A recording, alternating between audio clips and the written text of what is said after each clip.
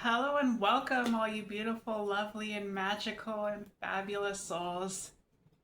Thank you so much for tuning in. I hope you're all having an amazing day or amazing evening, whatever time it happens to be when you're tuning in. Thank you so much. So, the topic of today is my experience and the spirituality of being trans. Um, And with that, I'd love to wish you all a very happy Pride. Um, this Pride doesn't feel the same as the Prides of recent years past, especially in the United States. Seems seems less like a joyous celebration of community and diversity, although it certainly still is also that. But it's more so a time of fierce defiance, resistance, and protest, given, the orange demagogue and all the accompanying crap and recent events. Um, there's been some good news and there's been some bad news lately. You know, even just this month of Pride. Bad news: a a gay actor, Jonathan Joss, known for his role as Redcorn in King of the Hill, passed away, a victim of a hate crime. And the Supreme Court recently just upheld the state of Tennessee's ban on gender affirming care for minors. Good news, though, is the City Council of Boston, Massachusetts, declared the city a sanctuary city for transgender and LGBTQ plus residents. And a federal judge in Massachusetts has blocked the State Department from enforcing an executive order that required Americans to select their gender assigned at birth on their passports. Um, you know, I have not been affected by that yet, fortunately, but I don't have a passport, and I'm thinking, yeah, probably maybe should get one, even though I'm in California and things are okay here. It's just probably should get one anyways, just in case. But now that there's this opportunity to have my correct gender on a passport, should I choose to get a passport, I think it might be time to do that. And with that, before I get into kind of the substance and the meat and potatoes of the video, please leave a like if you enjoy this content. Comment down below. Let me know what your thoughts and feelings are. And subscribe and turn on the bell if you enjoy this content. You would love to see more like it. And even donate if you feel called. Namaste. So yeah, like I said, I just wanted to talk about my experience and the spirituality of being trans. So I'm briefly going to talk about my childhood and early adulthood and experimentation and kind of meditation and how I came to realize that I am trans. Yeah, so I kind of had some, inkling or notion of that I am trans from a pretty early age. Yeah, like, I had thought about dressing up, wearing dresses, like, being in the experience of being like a feminine character in these shows or stories that I was reading or watching on the TV, whatever. And then when it came to being invited to uh, go to a local pride event that was family friendly, nothing lewd or sexual or anything like that. Drag performances, yes, but nothing, you know, graphic or suggestive or whatever, right? But yeah, I was like, I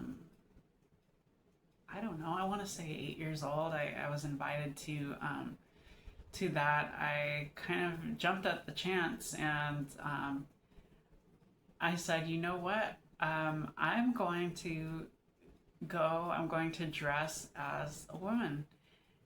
Well, as a girl, because I was that age, dressed as a girl. Um,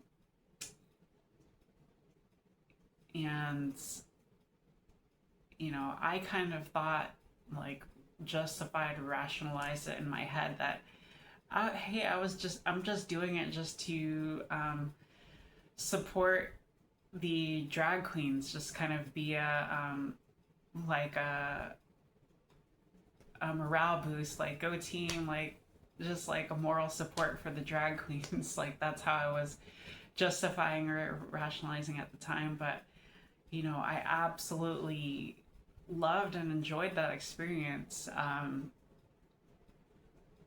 And who actually dressed as was Marisol. That's the name of the character, Marisol, from this kind of detective novel or story that I read. More so a comic, right? It was a comic, but kind of had that element of a detective, like mystery type of story, right? And I was one of the female characters in that story. I dressed up as Marisol because I loved her in the story, so I was like, hey, I'm gonna do it. And I loved that experience, and I felt kind of like really at home and comfortable, like expressing myself that way. Um, but unfortunately, I was not able to keep that up, if you will, because I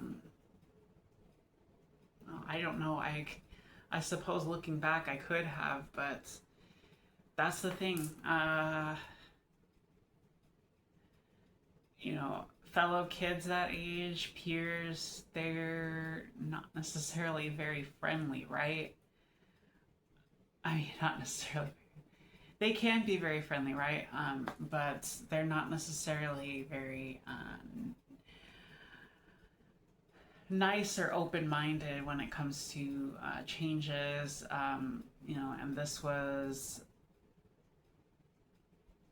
what, like, very end of the 90s, very beginning of the 2000s.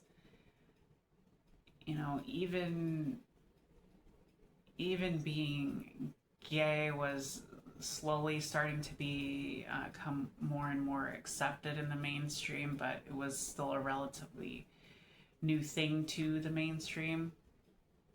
And you know and especially knowing how bad kids can be, I unfortunately kind of kept it to myself for my own sake. Like, I just ended up repressing it deep down, and yeah, really didn't make any kind of forward progress with my transition journey from that point in time onwards up until my early adulthood, even though that's kind of always been something that's been in the back of my head. Not like constantly, because I kind of like buried it deep down for a while, really repressed it. Just said, hey, I'm gonna be a guy, and this is my life, I guess, right?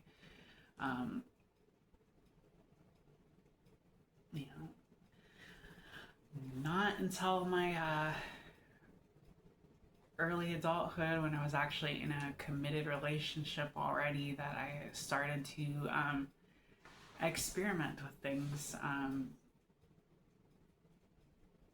Yeah, it's kind of weird and funny how it happened, but my partner was saying something about, like, what if we switched bodies? Like if we could, what if we switched bodies? Like, and I I become a guy and you become a gal, and ha ha ha, we'd probably still, enjoy fooling around, right?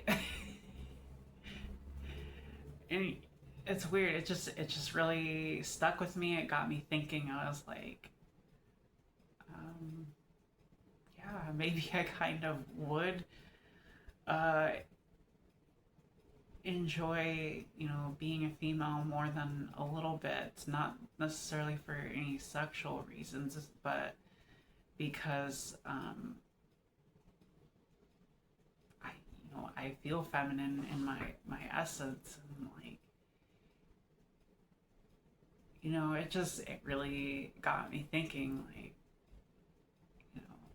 I could really live that way if I wanted to, maybe, and I'd be happy with that. I would be very happy with that. And just really got me thinking. Um, and also, kind of around that time, I was actually exposed to some kind of, like, um, gender diverse, if you will, co-workers and friends. So, you know, I guess just having them around and having that, just that notion that, hey, there's nothing necessarily wrong with them, and, they seem relatively happy, and more or less, normal, and, um, it was good to see that kind of reflection of how I felt on the inside, on the outside too. Like, and I just had, like, a big reflective moment one day when I thought about my past, my prior experiences and stuff, and how, growing up, especially in my adolescence, I never really felt fully comfortable in my body, especially when it came to body hair, and the kind of changes adolescence was bringing on.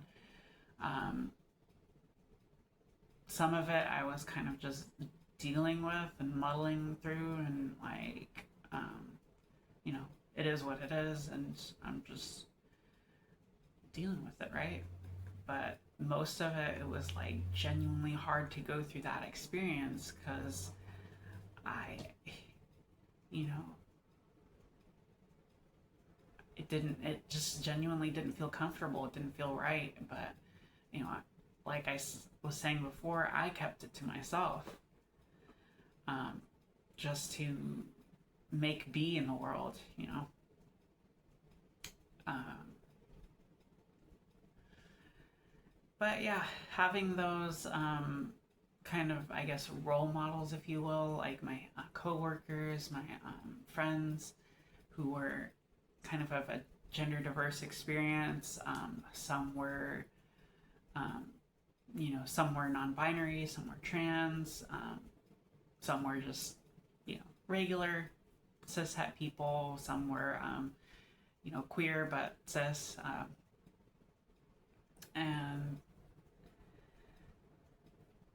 it was kind of an activist community. So, people were not, your kind of normal coworkers, right? It wasn't that kind of environment. Like, oh, I'm working in retail, and I might encounter somebody who's queer. But I'm probably not going to, or might be a rare encounter. It was sort of self-selecting in that, we were activists for, LGBTQ plus rights, but also women's rights, and we were trying to like fundraise, right? It was this. I'll just tell you the name of the company. It doesn't really matter. Grassroots campaigns. So yeah, and they were kind of campaigning for ACLU. So yeah, it was that kind of community, very very inclusive and open-minded, and but having those role models, those coworkers, if you will, those coworkers or role models, if you will, really helped solidify that, hey, I could try this. I am definitely not feeling fully male, and like thinking back on my prior experiences, I I haven't felt too comfortable as a male, going through my adolescence and body hair and all that, and even with my parts down there. Okay, sometimes I felt fine and comfortable with it, but sometimes I did not. So kind of having this just awkward and troubling history when it came to parts down there and actually using them in the bedroom. And also, unfortunately, the very first time I did do it, I was actually taken advantage of too. So, who knows? Maybe that played a factor, but I think the bigger factor here is just I never felt fully comfortable in this body anyways. So that's why I began, that's why I felt that I am trans and going through this trans journey, right? It's just that terrible, awful experience of being taken advantage of. That probably also played a factor in why I didn't feel too comfortable with using parts down there, as well as just their male parts, and it's kind of incongruous to how I feel on the inside, right? But yeah, fast forward back to that time when I was kind of experimenting. Okay, I made that decision. Hey, I'm going to kind of make my look, my presentation more effeminate, and I felt very happy and very comfortable in that experience. So I was like, you know what? I'm coming out. I'm coming out as, initially I came out as gender fluid or gender queer, like kind of similar to non-binary, right? But that's initially how I identified, and I continued to identify that way for roughly a year. Yeah, and like during that time, during that year or so, reflection on my past absolutely played a big role, and I was like, things are really not adding up, not jiving with that male experience. But in light of me being more effeminate on the inside and trying to express on the outside, like those past events now make so much more sense in hindsight. So there was that kind of being the impetus in me becoming and expressing myself as gender fluid, gender queer, and yeah, but in that let's say year between that and coming out as a trans woman, meditation actually, believe it or not, actually played a big role in my experience as well. And what I mean by that is, yeah, I needed meditation in my life generally to kind of calm and ground myself. And I've kind of practiced and exercised meditation off and on, you know, through my later childhood and yeah, actually even as far back as my early childhood, I've done a little bit of meditation here and there, and had some interesting and profound experiences that I've actually already mentioned in other videos. But then there was then through my adolescence and through early adulthood, I also continued to meditate from time to time. It's a really helpful and healthy practice for mental health, for mindfulness, and for that reason I absolutely recommend it. Just in general, to calm, center, and ground yourself, clear your thoughts, and especially back then, I felt like that was a really important thing to do, just for the sake of kind of navigating the world in a new way. It was both empowering and uplifting, but also challenging, and people were kind of responding and reacting to me in certain ways, in new ways, and it really helped my mental health to practice meditation. But meditation being a part of my trans journey, what I mean by that specifically is there was a few times when I did it and I just sat really calm and still,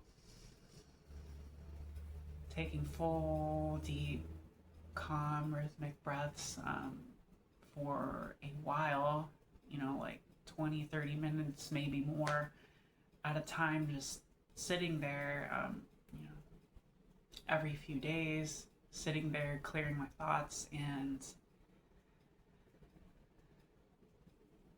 really feeling my own inner essence, right? Feeling a calm, clear stillness and emptiness, yes, but also feeling my own inner essence. And I was realizing more and more that essence is feminine. That essence is that of a woman. That's what it feels like to me. I had the and that's the thing, like feminine, the whole idea of stereotypically feminine is a gender role. It's a prescribed, gender role, way of being in the world that society prescribes, right? So there's that. But when I sat in that stillness, I felt that feminine essence inside me. I felt the caring, gentle, feminine energy in me. And, I had images of like pink, purple, light colors in my head. I had images of butterflies, and I know it's gonna sound kind of silly, right? It might sound kind of silly to the average viewer who's gonna hear this, especially if they're not part of the trans experience, right? But I felt that gentle, caring, nurturing, feminine energy in me, and I slowly started to realize and slowly started to identify, hey, I don't necessarily feel like I'm, something in the middle. Like, I don't feel like, I'm half masculine, half feminine. I don't feel like I'm kind of in this middle point or kind of oscillating back and forth. Like, I'm feeling like a woman, like, I slowly came to identify more and more so as a trans woman rather than gender queer. Like, I slowly identified more and more as being a binary, if you will, trans woman. Although, even to this day, I still consider myself gender non-conforming. And what I mean by that is I don't like to conform to the stereotypes or the norms of what it means to be a woman, right? Because a lot of that stuff, if you will, is heavily rooted in patriarchy, and it's like prescribed gender norms that, even cis women don't necessarily feel, a lot of cis women don't necessarily feel comfortable like living that way entirely. That's why tomboys exist, for example. And a lot of tomboys are not queer by any means. They're just not stereotypically feminine, right? They're gender non-conforming. There are cis women that are gender non-conforming. And that is still part of my experience, even though right now I'm presenting, yes, in a very feminine way. Half the time I'm not. Half the time I'm presenting in a rather, masculine way, the way I'm dressing, or something in the middle, right? Like a non-binary type of presentation or way I'm acting, all of that. Half the time, yes, I'm kind of presenting in a very feminine way, and half the time I'm presenting in more of a tomboyish way. And that's just the thing. I am gender non-conforming, but ever since that point several years ago, I've also identified as a binary trans woman. And yeah, that was 2016 that I came out as gender queer or gender fluid back in 2016. Then about a year passed, and in 2017 I came out as trans. And if you have seen my other recent video, you know that it wasn't all easy. My mom unfortunately didn't come to accept me initially, but just a few days later, thanks to her and thanks to the universe, she came around and accepted me as I am, as a trans woman. And yeah, I also came out to my father as well, and he ironically had a much easier time accepting me. Funny thing is now, I actually have a much closer relationship with my mom. We get along a lot better, and we I don't know, we talk more frequently, and kind of have more heart to heart talks and stuff. Like, we're on much better terms than we used to be, yes, and on better terms than me and my father. Not to say that me and my dad are on bad terms. We absolutely are not. We are on very good terms. Just for whatever reason, we don't get to talk as much as I would like. We've kind of had some distance between us. unlike with my mom, like we've kind of gotten closer. Anywho, yeah, I mean, I basically summed up, that's,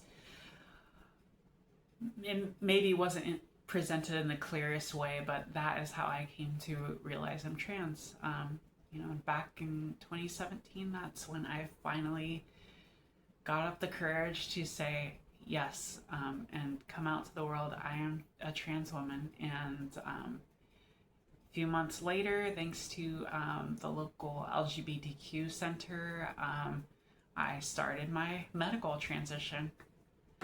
Alrighty, and well, shifting gears, if I may, I'd like to talk about my writings as far as traditional gender roles and LGBTQ plus rights and the trans experience. I would like to present what I've kind of written in.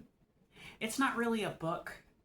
I'm not writing a book that I, inevitably plan to publish or something like that, because I can't really consider it a book, but it's a work of, yes, nonfiction, my socio-cultural, political thoughts on the matter, through kind of a lens of spirituality as well.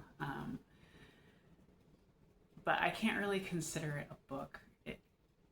I don't know if I'm making sense with that, but it's more of a short story format, but it's nonfiction. My spiritual thoughts on a bunch of different topics, and kind of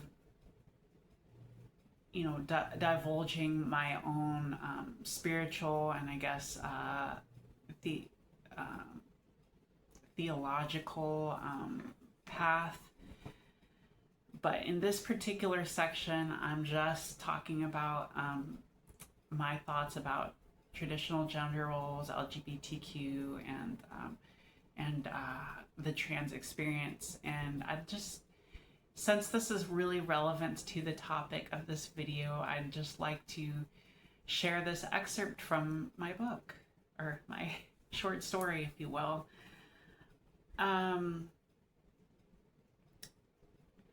So this empowering ecofeminist pro-choice philosophy is strongly opposed to traditional gender roles and the patriarchal and binary values that are found hand in hand with them.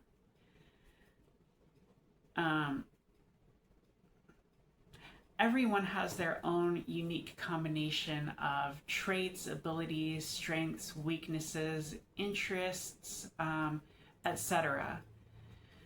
Right? Everyone has their own unique combination of traits, abilities, strengths, weaknesses, interests, etc. To then divide and segregate potentially equally or similarly qualified members of our society for no reason other than one's genitals or apparent gender is complete nonsense.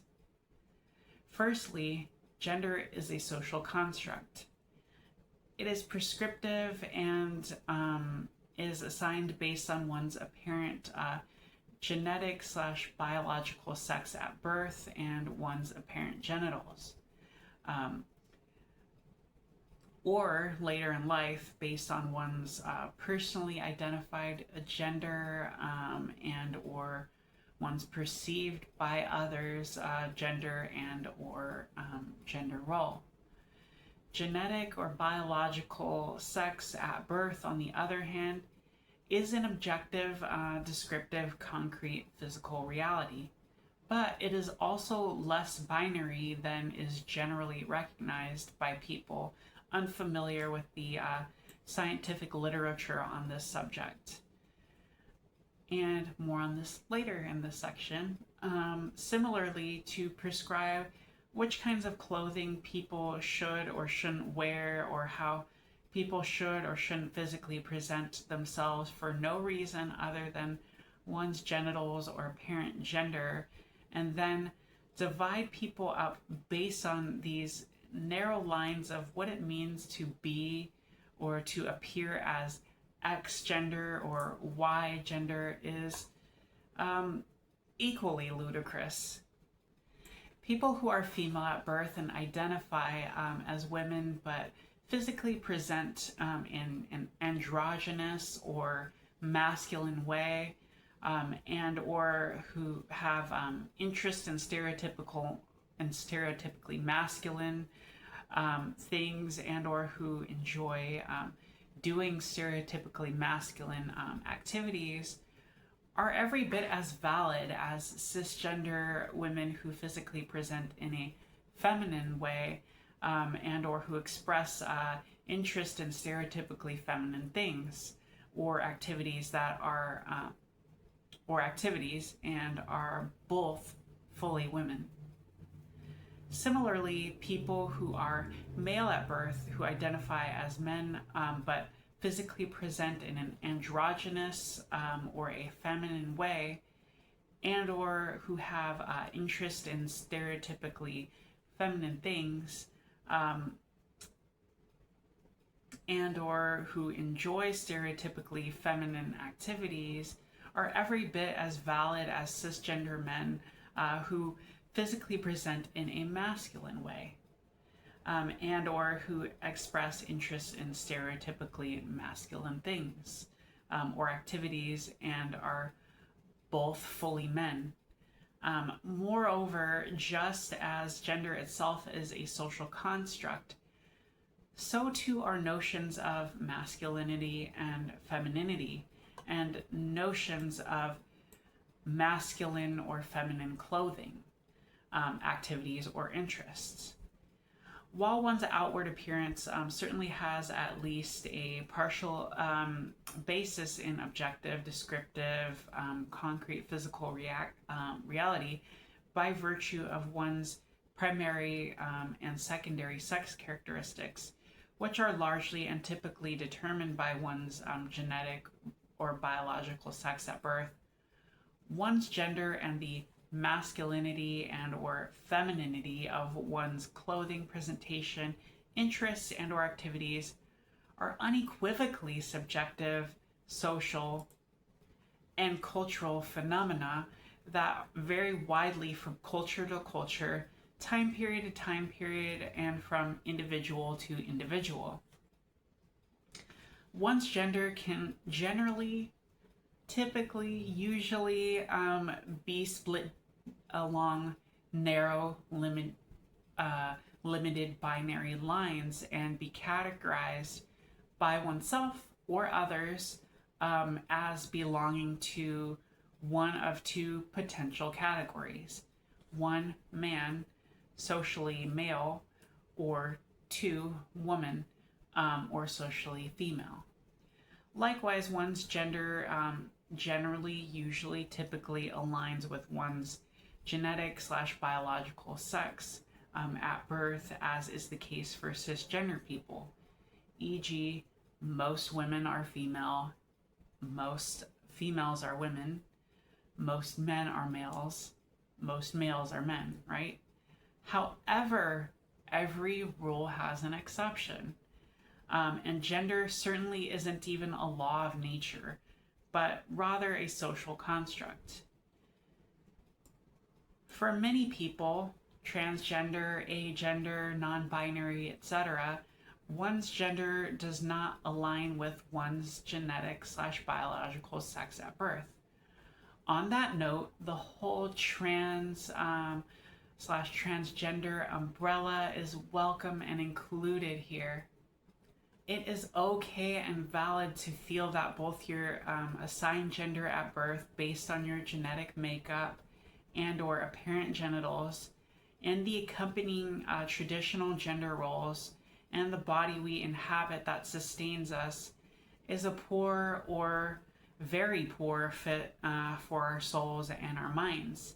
And to wish to change one's body and appearance to better fit one's inside condition and disposition simply experiencing gender dysphoria and having the knowledge, just the knowledge that trans women's brains more closely match the structure and function typical of most cisgender women than those of cisgender men, and trans men's brains more closely match the structure and function typical of cisgender men than those of cisgender women, is enough of a motivator and valid reason to begin the process of medical and social transition if one is experiencing gender dysphoria. However, this does not mean that transgender people are somehow the result of a cosmic mistake. There are no mistakes in this thing called life and in the universe, only challenges, lessons, karmic debt to be paid, etc. Similarly, there must be a strong recognition based on reality that while gender-based oppression exists, and gender-based oppression is oppression of people presenting as, identifying as, and or belonging to one gender by people presenting as, identifying as, and or belonging to another gender. While that gender-based oppression exists, gender itself is a social construct, and there can exist potentially infinite personally identified genders, or a lack thereof, or a lack of any defined gender in the case of agender people. But genetic/biological sex at birth is certainly a concrete physical reality, though it is also less binary than people like to admit. Consider intersex people and people born with combinations of sex chromosomes other than XX and XY, such as XXX, XXY, XYY, etc. And I also add some more information and clarity on that concept of gender-based oppression. So gender-based oppression typically takes the form of oppression, violence, exploitation, and objectification by men towards women. While in theory it could go the other way, usually it's that way, men towards women. Given the nature of our patriarchal culture and society. This specific kind of gender-based oppression is known as misogyny, and such a society that reinforces and implicitly condones or apologizes for misogyny is known as a patriarchy.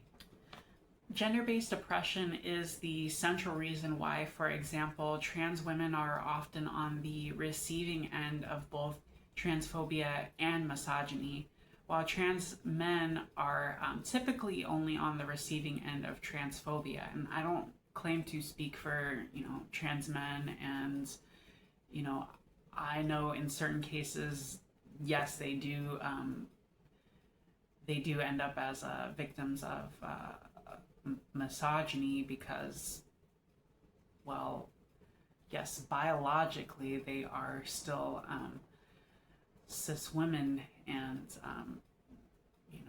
cis men may see and perceive them a certain way, and perceive them as weak and beat up on them or even take advantage of them. That's unfortunate reality, right?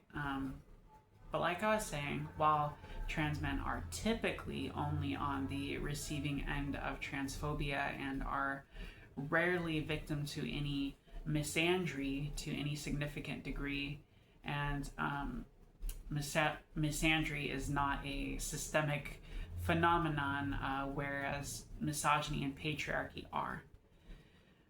Additionally, so-called misandry towards men on the part of some women is typically a coping and retaliatory mechanism to deal with the nearly ever-present misogynistic gender-based oppression in this patriarchal society. Misogyny and rape culture are socially and systemically enforced, whereas misandry is not, and typically only ever manifests a self-defense mechanism, much as one would kick, punch, and flail against a predator who is violating and or assaulting them.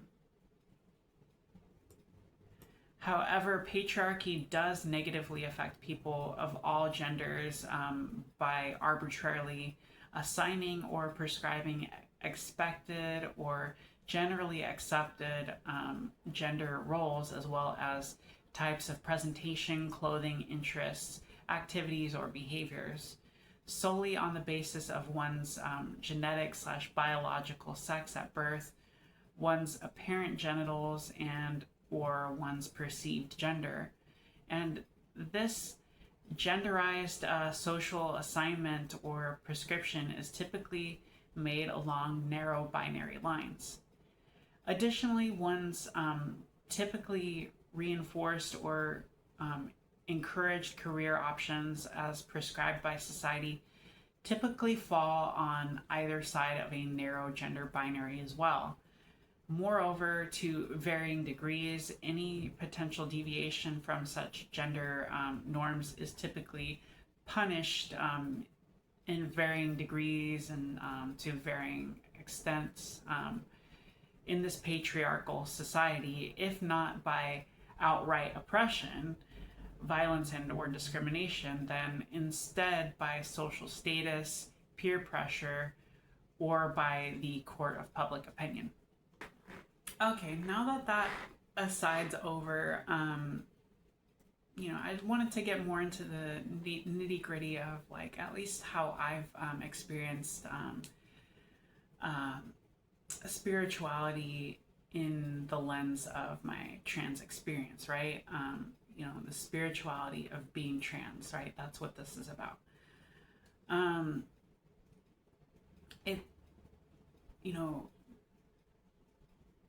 Being trans and my whole journey and the whole transformation experience, if you will, has really shaped how I perceive, these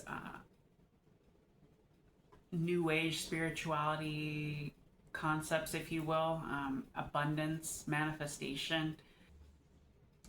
I truly do believe in the idea that where attention goes, energy flows, and your thoughts really do have the ability to shape your reality. Like, yeah, in subtle ways, you can't just telekinesis things into happening or into being, right? And if you do, okay, that's amazing. Share it with the world. How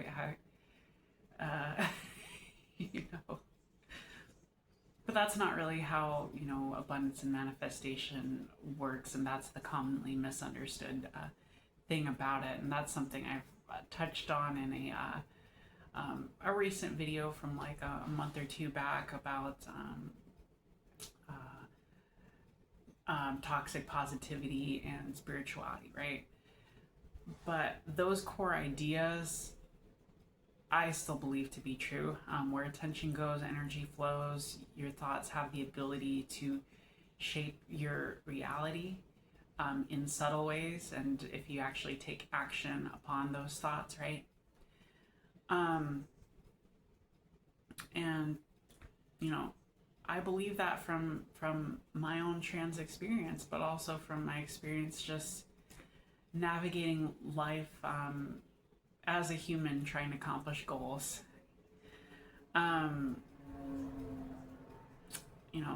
Subconsciously, but later consciously, I came to believe in my own subtle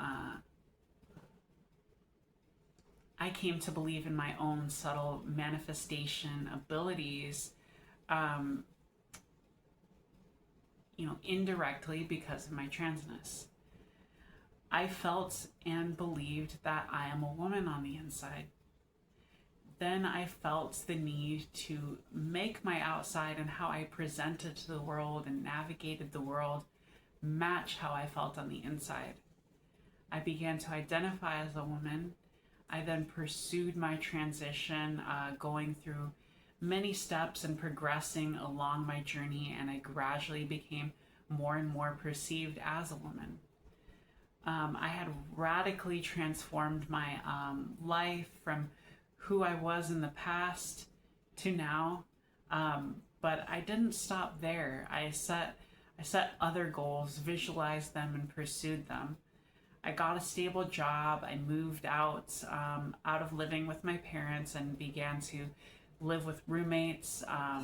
Yeah, not fully on my own, but it was a step up. I legally changed my name and gender.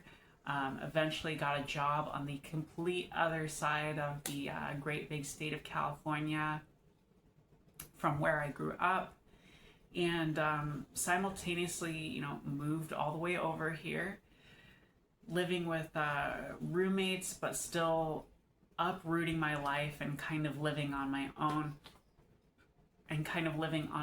if you will. And shortly after, my partner moved in. Then I later leased a car for the first time, and later with my partner started renting an apartment, this apartment of our own without roommates.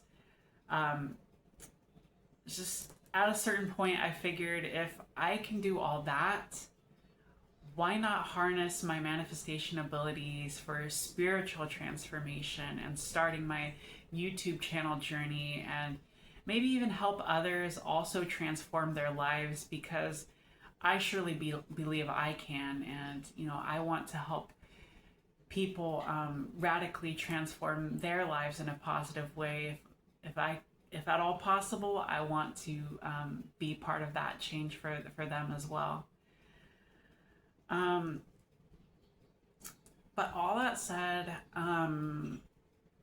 the whole idea and concept and process of transformation, I've kind of had a mixed relationship with in my life, right? It's transformation, at times has been a very, very positive thing. I shouldn't say at times, a lot of it has been very positive, but for me, it has also been a double-edged sword, and I kind of blame that on, as far as sidereal astrology is concerned. I am a lunar Virgo. My moon sign is Virgo. So that's kind of my shadow side. And what are Virgos kind of known for? They are definitely known for perfectionism.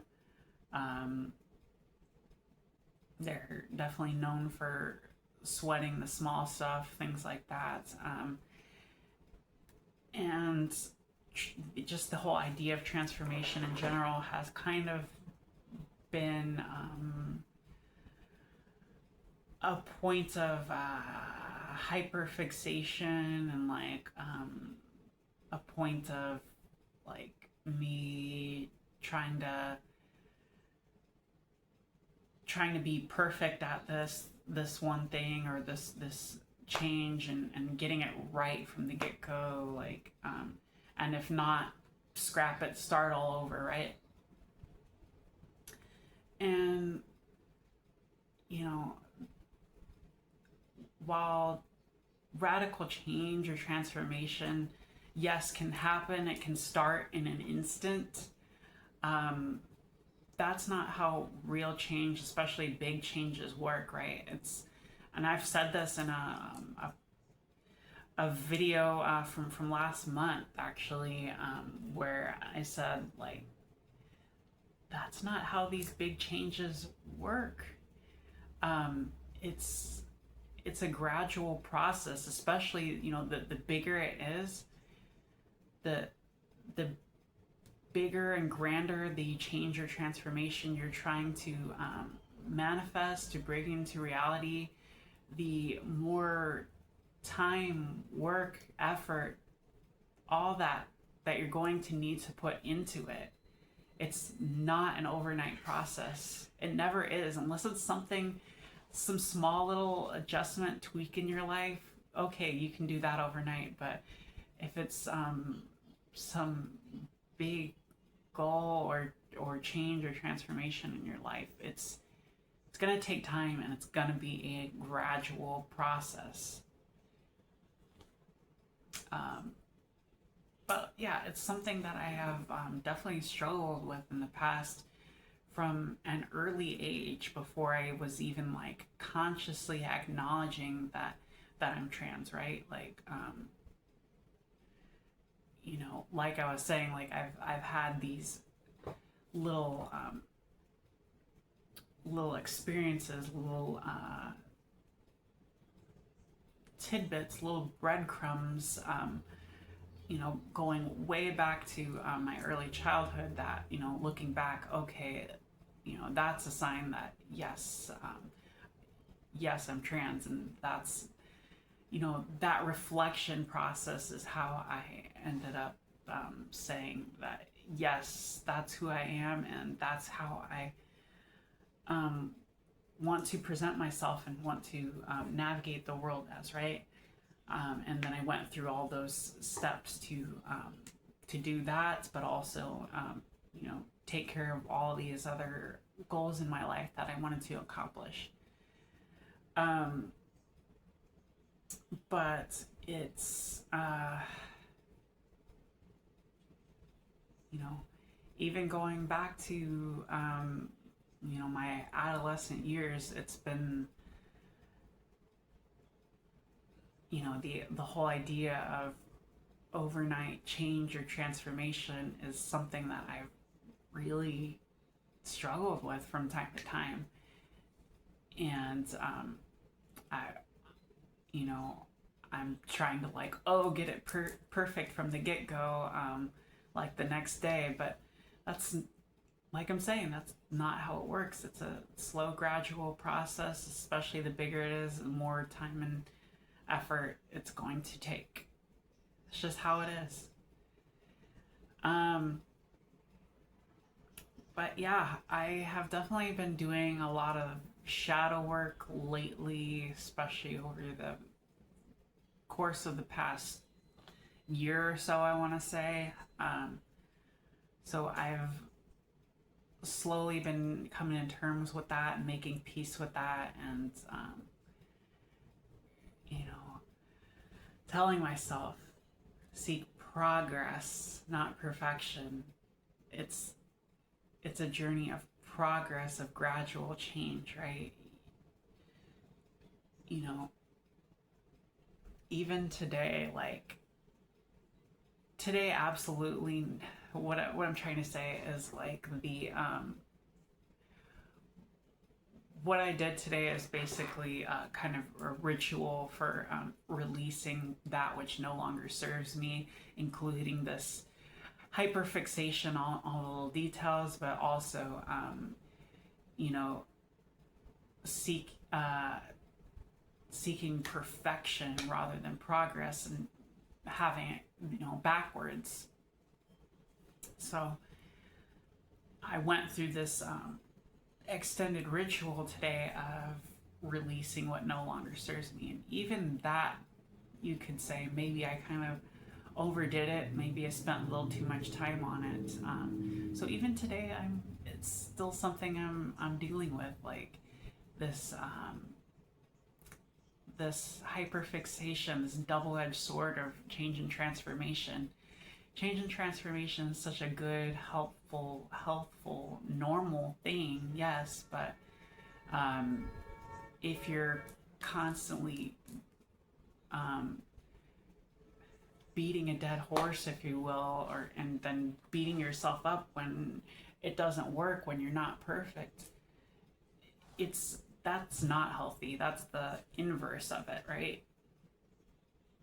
So, you know, one thing I'll say from today's ritual, I am taking to heart to seek progress, not perfection, as I've mentioned in the past, but I'm actually taking that to heart going forward, and I'm, you know, shifting my focus from those big changes and transformations to little tweaks every day, getting better and better than the day before, and focusing on progress rather than perfection.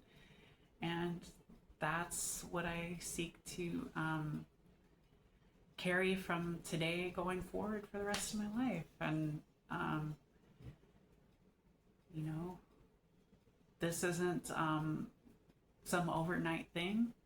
It's going to be a slow and gradual thing. And, you know, that's part of the beauty of the journey and the path. Well, that's really all I had to say about this topic. Like, my experience with, you know, being trans, but also the experience of change and transformation, and just the overall spirituality of being trans, at least from my perspective, my experience. I can't speak for everybody out there, you know.